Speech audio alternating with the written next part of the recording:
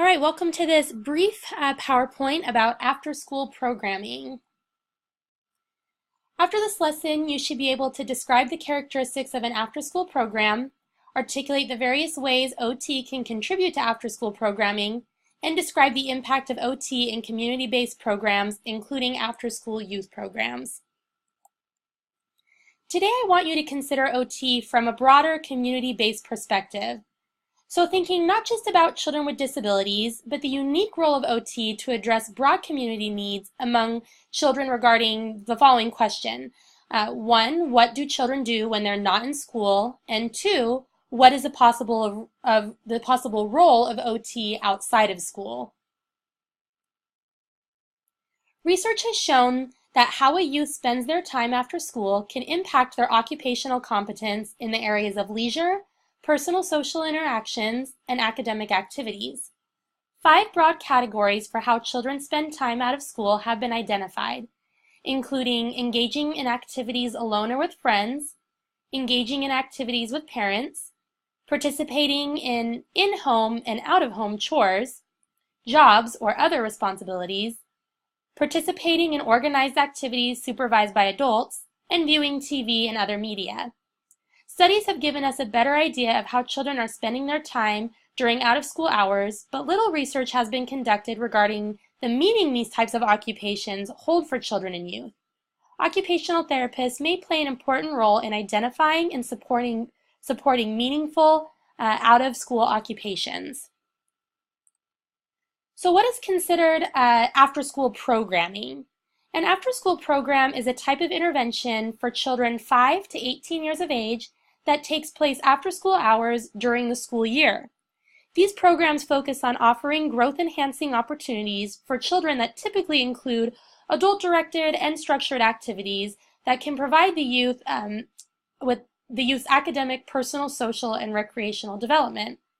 A wide range of professionals work in after-school programs, but there are also individuals without professional degrees working within these programs. Because more research is showing the positive benefits of after-school programming, there has been an increase in the number of these types of programs over the last several years. Research findings suggest that participation in purposeful and meaningful activities through after-school programs supports youth development and provides support for the use of OT in this setting. Funding for after-school programs may come from public or private sources.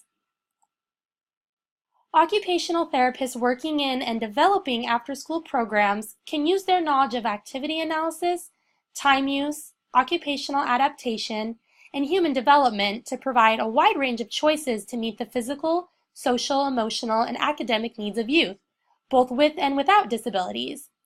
Most of the existing research regarding after-school programs does not include children with disabilities. However, there is a need for after-school programming that can address the unique needs of children with a broad range of disabilities, including mental health issues. And OT can play a role in facilitating inclusion within existing after-school programs.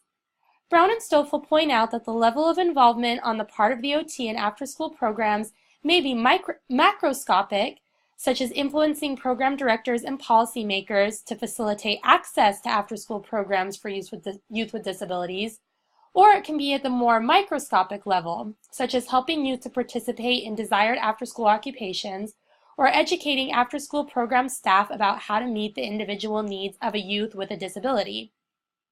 OTs can serve as advocates for youth with disabilities by educating them on their legal rights to participate in after-school programs funded by the state or federal government, assisting them with access to such programs, and educating insurance companies on the cost-effectiveness of preventative interventions that promote healthy lifestyles, like after-school programs. 2 specific examples come from the reading in Brown and Stoffel's text for this week, as well as from an example offered on page 683 in your Case Smith and O'Brien text. In the Brown and Stoffel text, a case study was offered about a young female named Mary living in a homeless shelter. The case study described how Mary spent much of her after-school time in childcare due to her mom's work schedule, but she seemed very despondent and expressed feeling bored often. An OT consulting at the homeless shelter conducted an evaluation, which involved interviewing Mary, her mom, and her childcare staff, as well as having Mary keep a 1-week time use journal. Information from this evaluation led the OT to collaborate with her childcare providers about more effective ways to set up Mary's time, as well as led to the development of a girls club group within the homeless shelter that provided a structured time for outdoor games, craft activities, and play. In the example from page 683 in Case Smith and O'Brien, while not specifically described as an after-school program, the example presents a scenario in which a school identified a need for a healthy lifestyle initiative in response to an increased number of overweight children within the student body. The OT at school helped to develop a 3-tier program, with the first tier including open gym time, a whole school fitness walk, and a cook-off style competition between classrooms. The second tier included training on how to develop new health-promoting habits, and the third tier involved classroom-based groups focused on building capacity and increasing student self-efficacy for participating in healthy physical activities. Again, while this is not specifically an example of an after-school program, it is an example of how OT can respond to different types of needs using a broader, more community-based approach. Other broad areas of need that OTs can address through a community-based approach include social skills, healthy eating habits, and bullying. Can you think of any other broad areas concerning for large groups of children that OT could potentially address?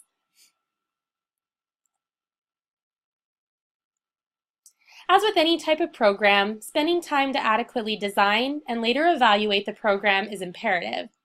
The After-School Program Evaluation Toolkit posted in Canvas this week discusses the use of logic models, which is a concise way to show, through visual representation, how a program is structured and how it can make a difference for a program's participants and community. It includes key elements of the program, such as its activities and resources, the rationale behind the program's service delivery approach, which should connect to its goals, the attendant results of the program and how they will be measured, and the cause and effect relationship between the program and its intended results. When developing a logic model, it's important to consider the program's goals, inputs, outputs, outcomes, and types of performance measures that you'll be using. So that wraps it up for this brief discussion on after-school programs. It's definitely kind of a emerging area for OT, or a niche that we could certainly think about how we can begin to fill. So come prepared to work in groups to develop an after-school program using the logic model as a guide, and make sure you complete all of the readings under the online activities regarding after-school programs so you can be ready to contribute to this group activity in class on Monday. Let me know if you have any questions. Thanks.